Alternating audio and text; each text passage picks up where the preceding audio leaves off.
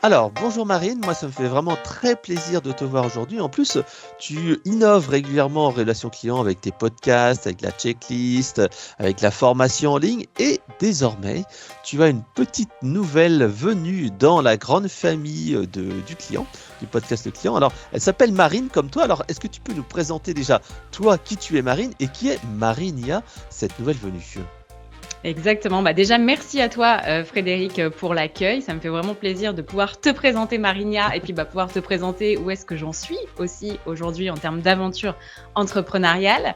Donc, pour celles et ceux qui ne me connaissent pas, effectivement, je m'appelle Marine Deck et il y a 3 ans, j'ai lancé un podcast qui s'appelle Le Client et qui aujourd'hui regroupe plus de 70 conversations que j'ai ouvertes avec des directeurs, des directrices de la relation et de l'expérience client de plus ou moins grandes entreprises. J'ai vraiment eu à cœur d'avoir une approche très transversale dans le contenu que j'ai créé. Donc, vous pouvez retrouver le podcast sur toutes les plateformes d'écoute. Aujourd'hui, c'est devenu le premier média audio dédié à l'expérience et la relation client.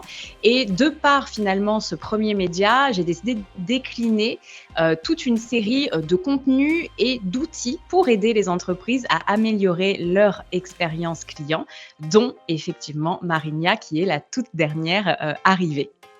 Alors justement, comment fonctionne Marinia? Parce qu'on comprend bien que c'est une intelligence artificielle et surtout, qu'est-ce qu'elle sait faire? Alors, effectivement, tu l'as très bien dit. Donc, Marinia, c'est une IA spécialisée en expérience et relations clients.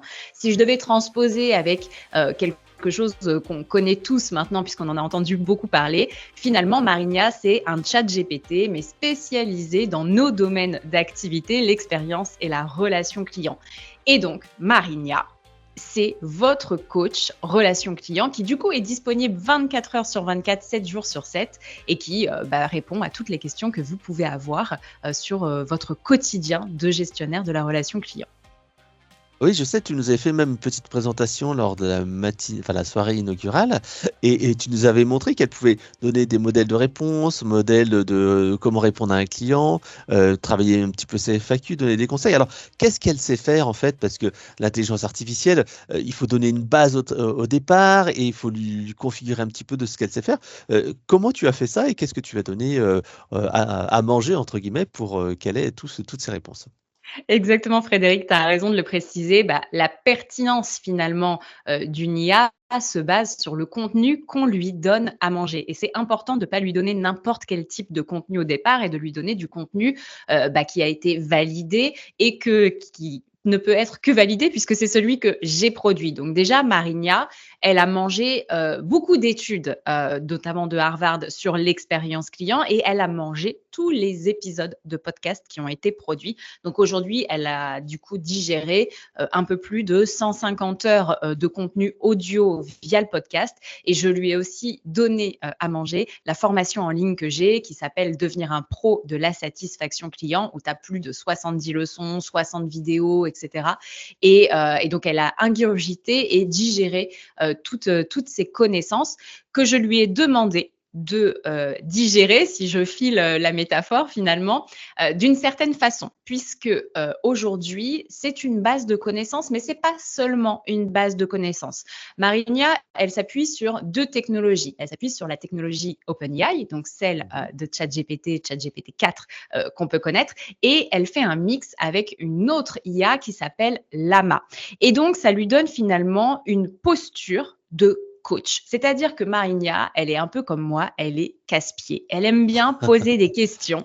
Et donc, quand toi, Frédéric, tu vas te connecter sur Marinia et que tu vas lui demander, par exemple, comment améliorer mon NPS, Marinia va te dire, eh oh, Coco, déjà, dis-moi dans quel secteur d'activité tu es, qui sont tes clients, où en est ta mesure de la satisfaction client, pourquoi tu veux améliorer ton NPS, est-ce que tu as identifié des irritants? Donc, en fait, ce qu'elle va chercher à faire, Marinia, c'est finalement réduire l'entonnoir de questions pour arriver beaucoup plus rapidement à une réponse qui est pertinente. Avec ChatGPT 4, on estime que pour arriver à une réponse qui est personnalisée et pertinente par rapport à notre problématique, il faut environ une douzaine d'interactions. Avec Marinia et grâce à la techno Llama, du coup, on arrive à remonter finalement, à raccourcir cet entonnoir et à avoir 5-6 itérations pour arriver à une réponse qui soit pertinente et personnalisée. Et pour revenir à ta première question, donc qui est qu'est-ce que c'est faire Marinia? Donc, elle a eu toute cette base de connaissances et Marinia aujourd'hui, effectivement, elle sait faire plusieurs choses.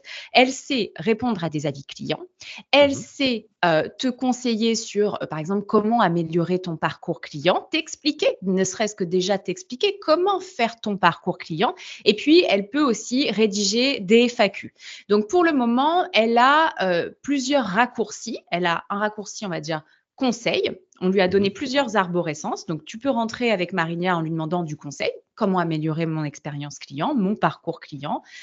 Tu peux aussi lui demander d'entrer dans dans une grille finalement où elle va répondre à des avis clients et Mhm. t'aider à trouver des solutions pour bien répondre aux avis clients et puis peut-être pour proposer aussi des solutions alternatives d'indemnisation, de relance, etc. pour finalement pas faire churner ton client.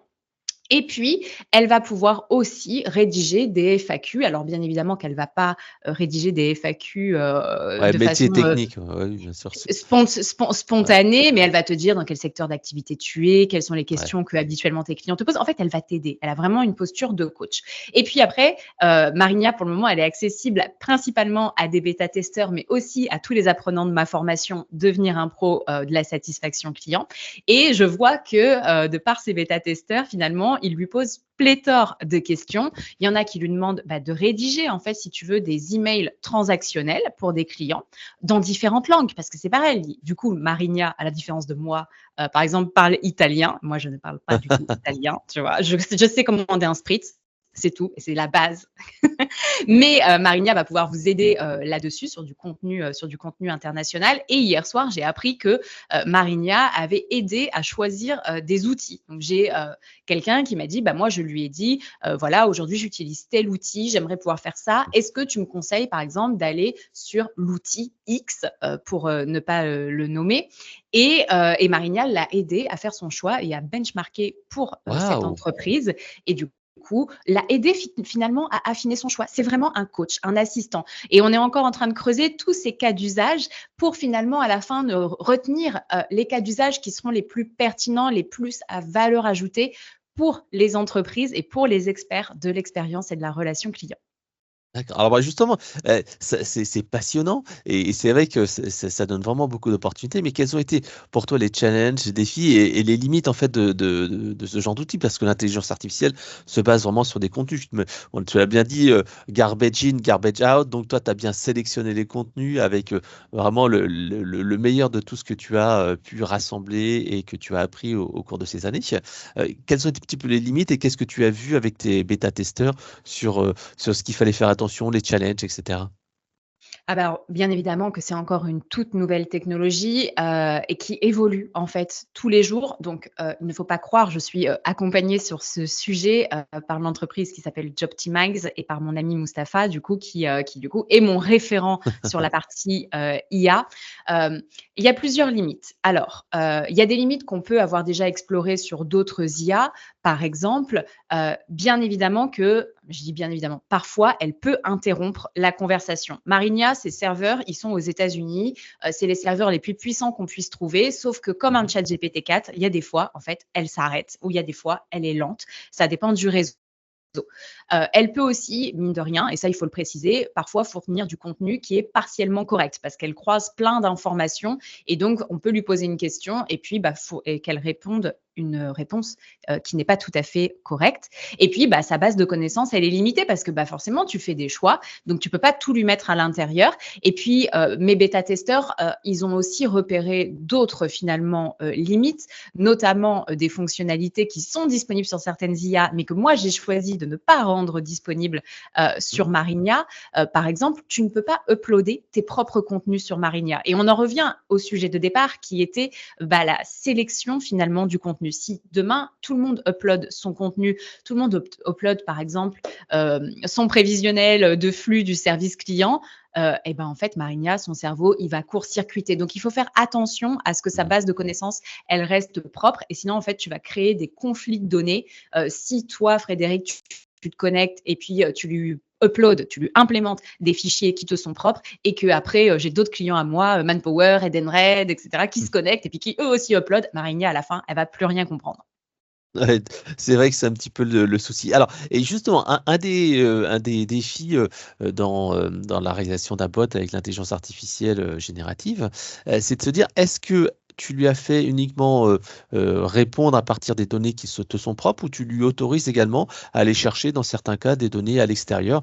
Par exemple: «Tiens, je veux écrire un modèle de lettres, est-ce que ça va sur tes modèles à toi?» ou alors, elle peut se permettre d'aller chercher dans sa base de connaissances générique, d'abord en priorité chez toi? Elle va d'abord en priori enfin, elle va en priorité chez moi et elle ne va pas à l'extérieur. Elle ne retranscrit, elle, ne verbalise que ce qui lui a été Mmh. donné à manger. Elle n'a pas le droit, d'aller chercher des données à l'extérieur que je n'ai pas, validées. Et ce qui est aussi intéressant par contre, c'est qu'à partir du moment où je lui donne des flux, de données, par exemple, elle se nourrit de mon profil LinkedIn. Tous les posts Mmh. que je fais, par exemple, finalement sont aussi digérés, day by day par Marinia. Donc ça veut dire qu'à partir du moment où j'autorise l'accès à certains flux, elle se met à jour, en continu. Donc ça, c'est intéressant. Pareil avec le podcast, mais non, elle ira pas chercher en externe comme aujourd'hui, par exemple, quand tu fais une recherche sur ChatGPT 4 et effectivement, tu vois des fois que tu dis, «Va chercher des chiffres sur, par exemple, le taux de satisfaction client dans tel Mmh. secteur d'activité, tu vois qu'il fait recherche Bing. Ça, Marinia ne le fait pas et c'est un choix vraiment volontaire. Ouais, parce que comme tu disais tout à l'heure, si tu demandes à choisir parmi les logiciels, par exemple, tu as peut-être mis des choix sur les logiciels d'enquête de SAT, sur le centre de contact, mais peut-être pas sur le SVI visuel, j'en sais rien, ou les bots, ou je ne sais quoi. Et à ce moment-là, s'il ne sait pas, bah, il va aller chercher sur Internet et c'est plus toi qui maîtrise l'information Mmh. et, euh, et, le- et c'est ChatGPT qui va imaginer les réponses ou Lama. Alors justement, on arrive à une question. Cette Marinia, elle a l'air de savoir beaucoup de choses, mais est-ce qu'elle va te remplacer? Ah bien évidemment que non, figure-toi que je l'ai bien paramétré pour qu'elle ne me remplace pas. Non, alors Marinia, c'est vraiment une base de connaissances et un coach, qui est rendu accessible à la majorité, des entreprises. En fait, c'est une aide supplémentaire pour avoir des réponses 7 jours sur 7, 24 heures sur 24, sans effectivement et peut-être que là je vais me faire tirer dessus, sans devoir toujours passer par des cabinets de conseil. Il y a plein de boîtes qui peuvent pas se le permettre et moi, ce que j'ai envie et ce qui est mon ADN, hein, depuis le départ et depuis même le lancement du podcast, c'est de rendre accessible la connaissance sur comment améliorer la satisfaction client, accessible au plus grand nombre, que ce soit, de, la PME, l'entrepreneur, individuel jusqu'à, la boîte du CAC 40. Je veux vraiment pouvoir rendre toutes ces informations accessibles au plus grand nombre. Et puis tu t'imagines bien que quand il faut paramétrer Marinia pour lui dire, bah là, dès que tu as ce type de demande, bah, tu pousses Marine, bah, Marinia le fait. Donc Marinia fait de l'upsell et du cross-sell où elle renvoie sur de l'humain et principalement sur moi, évidemment. Alors justement, là, je trouve que c'est vraiment un bon cas d'usage, que tu as mis en place pour toi avec justement les limites, les contraintes, la source de données initiale. Quel conseil tu donnerais en fait à une entreprise qui veut justement intégrer, ce genre de bot dans sa relation client? Quel est en fait ton retour d'expérience à la fois, propre, hein, mais bien entendu au travers des invités de ton podcast? Je pense qu'il faut bien se fixer un objectif, précis au départ. Il faut toujours être dans une démarche de test and learn. Ce qu'aujourd'hui Marigny a fait, peut-être que dans 6 mois, j'aurais choisi qu'elle ne le fasse plus. Peut-être que j'aurais choisi d'ouvrir l'accès à des données externes et cetera. Donc je pense que comme tout projet, au début, il faut se demander pourquoi est-ce qu'on le fait? À quel cas d'usage est-ce qu'on souhaite répondre? Et aussi, ne pas chercher à tout faire. Identifier quelques cas d'usage et moi, c'est les retours que j'ai eus et notamment, bah, via le podcast, hein. Toutes ces entreprises qui ont voulu aussi lancer leur propre chatbot disent: «Mais en fait, c'est Mmh. une usine à gaz le truc. J'ai voulu qu'il réponde à tout, sauf qu'en fait, aujourd'hui, il répond à rien».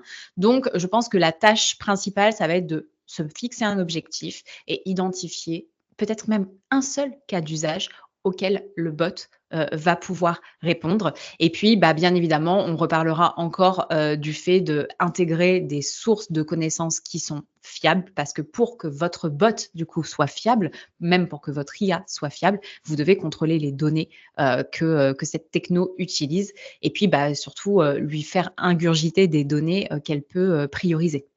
Ouais, c'est vrai que j'avais eu le cas il y a pas très longtemps, d'une entreprise, ils avaient donc mis un bot en IA générative. Donc là, ils l'avaient mis, il y a 3-4 ou 6 mois et puis après ils reviennent nous voir en disant: «Ouais, mais le bot, il raconte n'importe quoi, nos horaires d'ouverture, c'est pas ça». Je dis: «Ah, comment ça se fait?» Et on regarde et tout simplement, en fait, les horaires d'ouverture avaient changé dans l'entreprise, mais ils avaient pas changé la page d'origine qui avait nourri le bot. Donc le bot utilisait encore cette vieille page et qui avait pas été mise à jour parce qu'on n'avait Mmh. pas réentraîné le bot dessus. Donc, ils disaient: «Bah non, le bot répond pas». Mais si, le bot, il répond bien, mais en fait, vous avez changé les choses, mais vous n'avez pas réentraîné le bot sur cette page-là et donc Ouais. forcément, il restait sur des données obsolètes. Donc, Et c oui. Je suis ouais, vas-y. d'accord avec toi et c'est vrai que le travail de départ et moi, ce qui m'a pris le plus de temps sur Mmh. Marinia, c'est de préparer le contenu et de le préparer d'une façon très spécifique pour que, l'IA puisse l'intégrer de la façon la plus ordonnée possible et que son arborescence ensuite, si on symbolise ça par une arborescence, ne parte pas dans tous les sens et c'est ça qui a vraiment été le plus long et ce qui m'a pris le plus de ressources en termes de temps, mais aussi en termes d'argent. Alors, justement, si tu peux donner un retour d'expérience, d'un de tes clients, ou d'une personne qui est passée dans le podcast, est-ce qu'il y aurait un ou 2 épisodes avec une entreprise, qui justement a un retour intéressant sur, les chatbots, que ce soit le chatbot classique ou le chatbot en IA génératif? Comme ça, ceux qui sont intéressés par le sujet pourront aller, consulter un de tes épisodes. Alors moi, ce que j'aime bien quand on parle de chatbot ou encore de canaux, je dirais en fait, il y a 2 épisodes qui me viennent à l'esprit et c'est même pas forcément des épisodes récents puisque plus récemment, j'ai plus produit des podcasts sur les projets de transfo de manière générale. Je parlerai principalement de Sophie Maurras à l'époque où elle était directrice de l'expérience client chez Yves Rocher, qui Mmh. parle explicitement du fail, qu'ils ont eu sur le projet Bot, mais tout comme aussi en parle Louis Marty de la scale-up qu'on connaît bien, Merci Andy, les gels hydroalcooliques aux couleurs de licorne. Pareil, ils ont dit qu'ils avaient testé, ils vont retester, mais ils ont échoué. Donc ça, ils en parlent dans le podcast. Et puis après, quand on parle de finalement ouvrir des canaux, vouloir faire de la self-carisation, etc., je reviendrai à quelqu'un qu'on connaît bien, c'est Christophe Famchon. Pareil, Mmh. quand il était directeur de la relation client à distance chez Fnac Darty, il m'a permis de produire un épisode 100% dédié aux canaux où on redécompose finalement tous les canaux qui sont dispo chez Fnac Darty, quels sont leurs objectifs, quels sont les flux qui y passent, etc. Et donc je pense que pour finalement se mettre dans cette démarche intellectuelle, ce sont des épisodes qui sont très intéressants à aller écouter si on a envie d'ouvrir un chatbot par exemple. Ah bah super. Bah justement, c'est une excellente transition parce que ton podcast est extrêmement riche. Moi, à chaque nouvel épisode, je me jette dessus pour écouter les dernières interventions. Bah, la dernière fois, c'était une mutuelle qui était intervenue avec un épisode très sympa sur la transformation, le montage d'une équipe. En plus, avec des équipes qui venaient de différentes entités, qu'il fallait un petit peu initier une démarche relation client, culture client qui était mise en place. Donc, est-ce que toi, tu donnerais dans tes derniers épisodes, ou même dans les épisodes assez anciens, quels conseils ou astuces tu recommanderais et qui t'ont vraiment marqué et que tu disais: «Ah waouh, j'ai vraiment apprécié ce conseil-là, il y a vraiment quelque chose à mettre en place, ça c'est quelque chose qui compte». Alors, qu'est-ce que tu sélectionnerais alors, peut-être pas dans les 70, mais dans les quelques derniers, comme conseil intéressant à mettre en place? Moi, ce que j'ai beaucoup aimé avec les derniers épisodes et comme j'ai commencé à le dire, ils ont vraiment porté sur la transformation. En fait, Mmh. j'ai aimé la méthode. Vraiment, moi, aujourd'hui, je commence finalement au début, j'étais un bébé de la relation client et il y a plein de choses que je ne connaissais pas et il y a aussi probablement plein de fois où j'ai dit des grosses bêtises. Là, je commence vraiment à digérer finalement tout le contenu qui m'a été donné, via le podcast et ça, c'est grâce à mes invités. Et du coup, je commence à bien processiser finalement toutes les étapes qui permettent de mettre en marche une entreprise vers la satisfaction client. Et effectivement, tu en as parlé, épisode de Mutuelle, donc c'est Aesio Mutuelle qui est récemment passé Mmh. sur le podcast. En gros, les épisodes récents qui m'ont marqué, c'est Vanina Poirier de O2, Sandrine Beltran, La Banque Postale, Priscilla Cuvelier, Nexity. Récemment, du coup, on a eu Elior, on a eu Aesio Mutuel avec Cécile Bianconi et Amélie Anastasiades. Et je trouve que ces 4 oui, ça fait 4, 4, j'étais en train de compter, 4 épisodes, retranscrivent vraiment bien toutes les étapes qui permettent de mettre en marche, une démarche, de changement, de transformation. Et un sujet que j'ai particulièrement apprécié puisque j'ai lancé plus récemment des coups de boost, donc du coup qui sont des capsules de podcast qui sont beaucoup plus courtes, qui durent, 15 à 20 minutes, sur des sujets beaucoup plus précis. J'ai beaucoup aimé ce que, Elior a raconté sur la formation des équipes opérationnelles et le fait de démultiplier finalement une signature de service auprès, des équipes opérations quand on a un maillage territorial assez dense et c'est le cas d'Elior. Vraiment, ça, c'était une pépite. Cet épisode-là, je le trouve très, très cool sur vraiment toute la méthode pédagogique qu'ils ont mis en place, les exercices qu'ils ont fait faire, le fait que chacune des équipes reparte après avec un workbook. Vraiment, j'ai trouvé ça très, très, très, très pertinent. Et puis, je pense que c'est déjà un bon tips. Ah oui, c'est clair que là, en fait, quand justement, quand on est, je crois que c'était le cas de la personne, c'est qu'ils ils sont en centralisés, donc sur le siège, quelque chose comme ça et tous les équipes sont vraiment très, très loin et c'est vrai que c'est un challenge qu'on voit souvent, dans le domaine de l'expérience client parce que, quand on doit diffuser comme ça à des équipes qui sont loin sur le terrain, qui sont un petit peu éloignées et qui sont dans le quotidien, c'est compliqué de diffuser cette culture client, Bien à sûr tout le et puis monde. on parle de métier, il s'agit quand même d'aller sensibiliser, des cuisiniers, Mmh. des plongeurs, à la posture à la posture de l'entreprise, au fait de mettre en place des signatures de services. C'est pas facile et je trouve que l'approche, qu'ils ont eue, elle est extrêmement, structurée. On revient à de la méthodologie, mais moi j'aime bien quand les choses elles sont quand même un peu carrées. J'aime les paillettes, mais j'aime les paillettes dans des choses carrées. Et je trouve que c'est ce qu'ils ont vraiment réussi à faire et pour ça, j'ai trouvé vraiment que ce qu'elle a partagé était à très haute valeur ajoutée, comme dans tous les épisodes de podcast. Mais ce sujet-là, je trouve qu'il est assez fondamental dans les entreprises et c'est souvent verbalisé comme étant un vrai irritant dans les projets de transfo des grosses boîtes. Alors justement, est-ce qu'il y a d'autres petits tips, ou un petit tips qui t'a marqué? Parce que j'avais bien aimé, l'épisode de la marketplace, qui vend en fait de l'équipement pour le cheval où on voyait bien que la personne elle était toute seule et puis elle avait réussi comme ça à augmenter, sa base client sans pour autant exploser en fait le nombre de ses agents au centre de contact. Elle avait externalisé auprès d'une société. Ça, je trouvais que c'était vraiment intéressant son parcours. Est-ce que tu as vu comme ça d'autres épisodes ou d'autres initiatives qui t'ont dit: «Ah ouais, ça ce petit tips, il est pas mal» et est-ce que Marinia justement a ces petits tips-là à disposition? Si je lui dis: «Tiens, donne-moi 3-4 astuces pour améliorer la culture client, l'expérience client», est-ce qu'elle est capable de me dire: «Tiens, regarde, il y a telle personne qui a fait ci, telle personne qui a fait ça»? Tout à fait. Effectivement, Marinia a cette capacité de pouvoir aller chercher parmi toutes les ressources du podcast, finalement des exemples à te donner et c'est son rôle de te dire, dans telle entreprise, ils ont fait ça, dans telle autre entreprise, ils ont fait D'accord. ça et donc effectivement, pour en revenir, tu parles très bien de Camille Traverse, qui a lancé Prépisport et aujourd'hui c'est 100 000 utilisateurs. Elle gère ça d'une main de maître, c'est assez incroyable et Camille, c'est une férue, d'automatisation et elle a raison et c'est comme ça qu'elle a réussi à se dégager de la bande passante en tant que chef d'entreprise et puis, 2, aussi dégager de la bande passante, sur, finalement, les agents, le nombre de tickets qu'elle doit gérer et elle a réussi à tout automatiser. Non, elle a automatisé, outsourcé, et elle a mis en place des process qui lui ont permis, d'atteindre cet objectif, et du coup, elle a même lancé un side business et ça, c'est assez fou.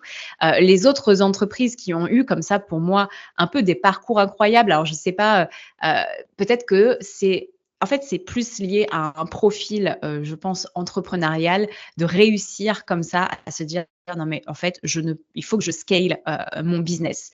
Et si mon business, de par son modèle économique, n'est pas forcément scalable, il faut que le maximum de tâches dans mon entreprise, soit optimisé et c'est ce que Camille Traverse, a fait, de façon assez studieuse et ensuite sur d'autres exemples, je dirais que plus récemment, qu'est-ce qu'on a eu comme épisode qui pouvait porter sur ces sujets-là? J'ai quand même eu beaucoup de grands groupes. Néanmoins, je pense que je parlerai de Swello. Swello, du coup, qui est une solution SaaS qui permet aux entreprises, alors de l'entrepreneur individuel, moi je suis client de Swello, jusqu'à une grande entreprise, d'automatiser et d'avoir en fait finalement tout son planning édito derrière un dashboard et de pouvoir tout publier sur les différents canaux et analyser les performances de ces publications, que ce soit LinkedIn, Instagram, TikTok, Snap, etc. Et Swello parle justement de toute cette montée en puissance et surtout de comment est-ce qu'ils ont structuré leurs offres en fonction finalement aussi du service client et de comment est-ce qu'ils accompagnent leurs clients en fonction de l'offre sur laquelle ils sont, l'abonnement qu'ils ont. Et Jonathan Noble parle très bien aussi du fait que à un moment, il a fallu facturer le service client et tout ce cheminement intellectuel quand on est entrepreneur, je trouve il est extrêmement enrichissant. Donc oui, ça, c'est aussi un épisode que je recommande d'aller Ouais, écouter. alors c'est vrai que j'ai écouté cet épisode, il est vraiment bien parce que justement il disait Ouais. mais les clients vont pas payer parce que c'était très, je crois qu'ils avaient beaucoup de, enfin ils hésitaient à se dire est-ce qu'on peut faire payer le service client parce qu'avant c'était gratuit. Et c'est vrai que c'est un passage de se dire ok, tu as plus de services et donc forcément tu es prêt à payer pour avoir un assistant, du chat et tout ça, donc enfin du chat, de la conversation avec une Ouais, personne c'était directement. ouvrir des nouveaux canaux. En fait, ça Ouais. permettait c'était le téléphone en l'occurrence, effectivement, certaines personnes qui payent un abonnement plus cher ont accès au canal téléphone, alors que Jonathan Noble, de départ, il aurait voulu que tout le monde puisse téléphoner à la boîte. Sauf qu'en fait, à un moment, quand tu fais ton PNL, tu te rends bien compte que ce n'est pas viable financièrement. Ouais, tout à fait. Cet épisode est vraiment très bien aussi. Alors, on va finir par 2 dernières questions. La première question, c'est justement, tu as parlé de Swello, qui est un excellent outil pour gérer les réseaux sociaux. Est-ce que tu as d'autres outils que tu recommanderais pour améliorer l'expérience client ou que tu as vu en fait parmi tes invités qui t'ont dit, ah ouais, ce truc-là a permis vraiment de m'aider, de me faire gagner du temps. Alors, il y a des petits outils ou tu peux bien sûr nommer toutes les solutions qui te passent par la tête et qui te paraissent pertinentes. Ça marche. Écoute, je pense que plus que de nommer des outils au sens, entreprise qui propose cette Mhm. prestation, j'ai plutôt nommé finalement, les outils et les méthodes que vous devez avoir dans votre checklist. Déjà, je dirais, il faut faire vos personas. Pour moi, ça, c'est un des premiers outils que vous devez avoir en tant, que responsable de l'expérience ou de la relation client dans votre entreprise. Vous devez aussi avoir ce qu'on appelle une cartographie, de votre parcours client. Là, cette cartographie, vous pouvez la faire, il y a des templates maintenant, sur Canva. Vous pouvez aussi utiliser des solutions comme UXpressia que moi j'aime beaucoup à un niveau plus avancé et quand on veut avoir une approche un peu collaborative. Vous devez avoir un troisième outil qui est finalement une prévision de vos flux. Et ça, il y a un template qui est disponible sur ma formation en ligne Devenir un pro de la satisfaction client. J'ai vraiment eu à cœur de mettre un maximum de templates réutilisables dans cette formation. Donc, il y a notamment ce fichier-là. Vous devez avoir une base de connaissances juste fondamentale, alors que ce soit un Notion, un Zendesk, on peut citer plein d'outils. Choisissez celui qui vous correspond le mieux. Marinia, par exemple, est une base de connaissances. C'est ma base de connaissances à moi pour vous, mais je vous invite aussi à créer votre propre base de connaissances et pourquoi pas créer votre propre Marinia avec grand plaisir. Cinquième outil, je dirais avoir un dispositif de formation, d'animation et d'accompagnement des équipes. Alors, ça fait beaucoup de choses mises dans un même bloc, mais je pense que c'est extrêmement structurant pour accompagner la croissance de votre entreprise et pour accompagner la montée en puissance finalement de la place du client dans votre entreprise. Donc, formation, ça, du coup, c'est à vous de définir le plan de formation que vous voulez mettre en place. Animation, on voit beaucoup des newsletters internes, faire des learning expeditions, mais aussi organiser des CX Day. Ça, je trouve que c'est des dispositifs hyper cool pour montrer la puissance du client au sein de l'entreprise et pour booster aussi la culture client. Et puis, l'accompagnement des équipes avec des ateliers, de la sensibilisation, aller à des événements, se renseigner sur ce qui se passe à l'extérieur. Il faut ouvrir les chakras et lever la tête du guidon. Ensuite, je parlerai, sixième outil, de la capture de la voix du client. Alors ça, du coup, ça va dépendre des canaux que vous avez, mais forcément, en fait, vous devez avoir un outil qui centralise la voix du client et qui vous permet d'analyser Mm. les verbatims de vos clients.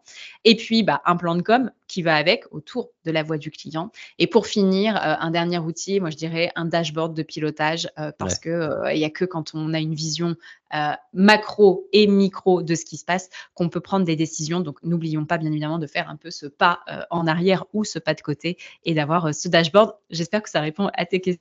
Ah question, ouais, ouais, c'était Frédéric. très complet parce que tu as vraiment détaillé une vraie démarche pour améliorer l'expérience client avec les gros outils et les outils indispensables à mettre en place. Alors justement, on arrive sur tu as parlé de formation, donc on peut parler de formation physique, on peut parler de formation en ligne. Alors justement, quelles sont toi tes prestations à toi? Parce que à la fois tu fais les deux, tu fais de la formation physique, du consulting, des conférences et de la formation en ligne. Alors, est-ce que tu peux nous donner quelques informations et bien sûr comment on fait pour te joindre et te poser des questions sur ces différentes prestations.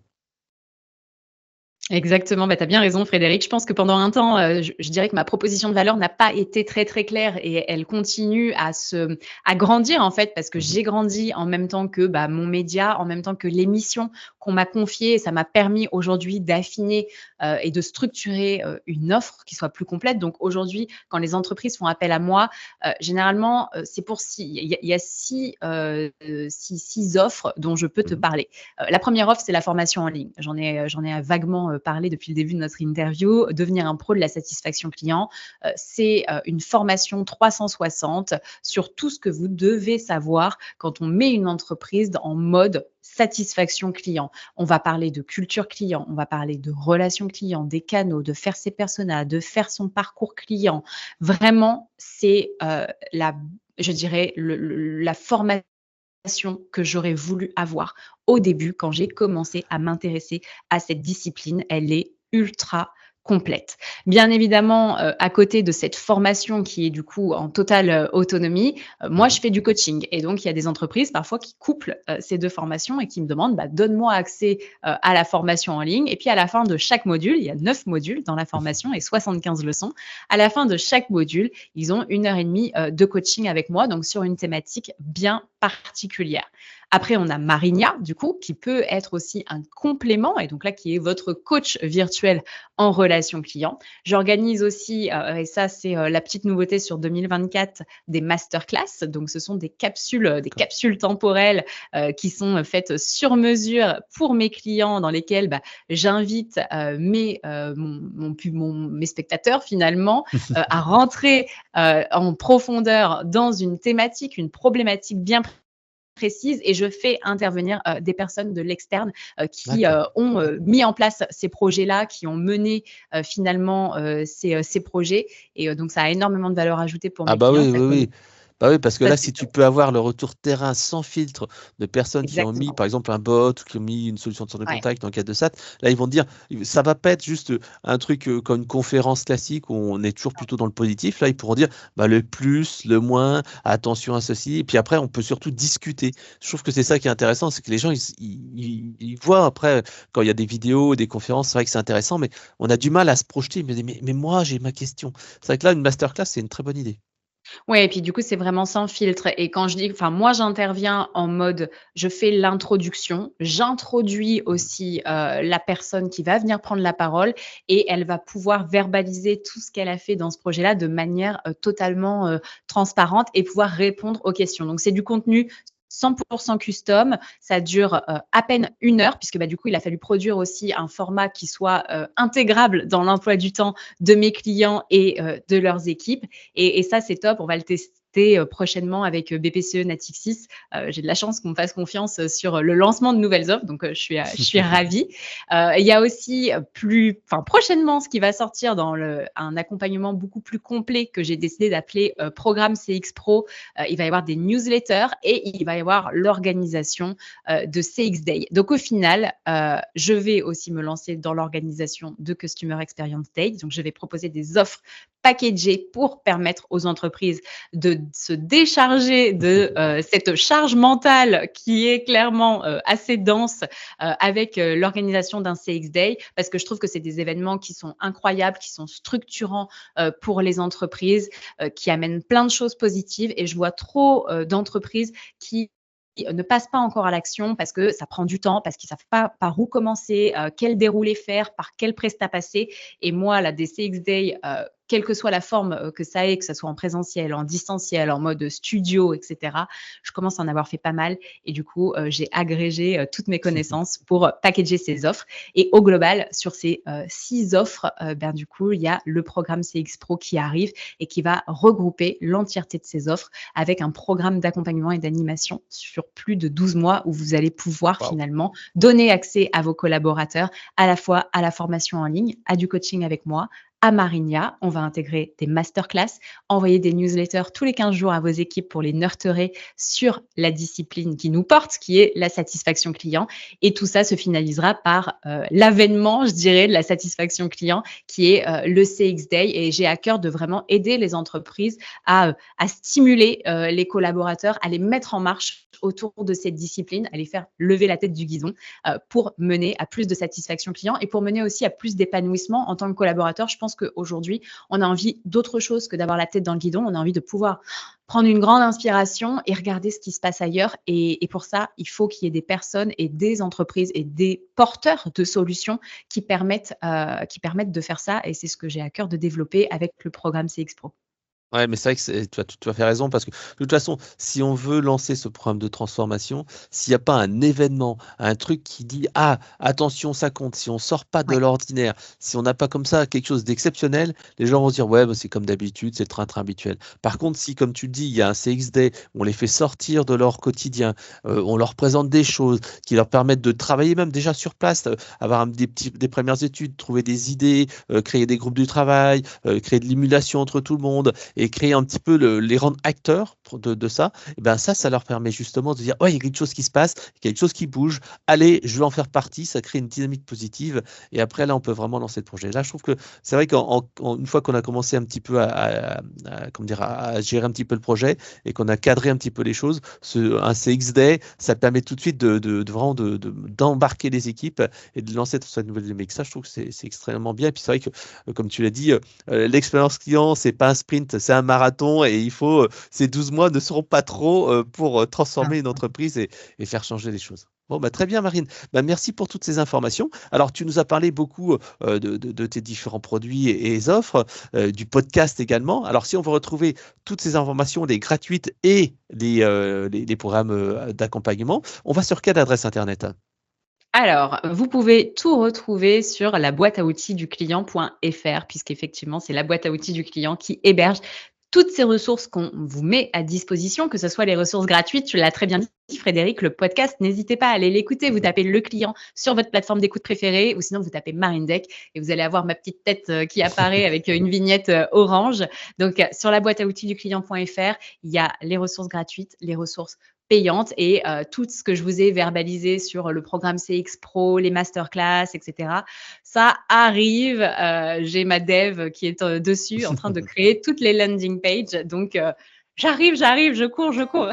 Bon, merci Marine pour toutes ces informations et puis bon courage pour tes podcasts et bon courage à Marinia et j'espère qu'on aura le plaisir de la retrouver, d'interviewer un jour quand elle aura la parole, puisque pour l'instant elle est qu'à l'écrit, mais peut-être qu'un jour elle pourra aussi parler avec toutes les innovations technologiques. Bon, bah, je te Peut-être. remercie Merci à Marine, toi. à Merci bientôt. beaucoup, Frédéric. À bientôt.